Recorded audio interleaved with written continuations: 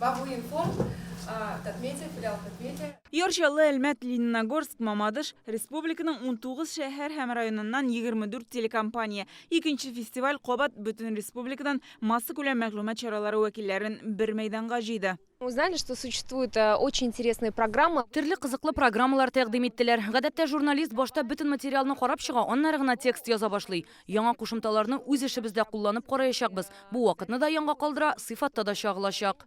Күп мастер-класслар сыйфатлы материал әзерләүгә кагыла да, уңыш серләрен белгечләр җиткерә. В этом году я оцениваю не только творчество. Быел мин иҗат ягында видеооператор эшендә бәялим. Бу фестивальнең узуы ук төп нәтиҗә дип әйтер идем. Журналистлар өчен күрешү, тәҗрибә уртаклашу кирәк. Фестиваль Татмедиа Республика агентлыгы Түбән Кама хакимияте булышлыгы ярдәмендә үтә. Средства массовой информации – это очень серьезный инструмент. Мәгълүмат чараларының җәмгыять тормышындагы әһәмияте зур булуы билгеле. Газета, телевидение, радио булсымы, булар барысы да кирәкле эш.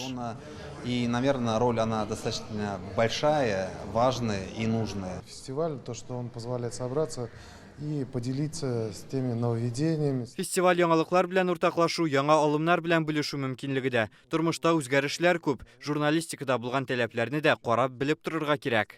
Фестивальдә җиңүчеләр дә билгеләнә, аларны 12 номинациядә ачыклыйлар, жюри йөзләп иҗат эшенә бәя бирә.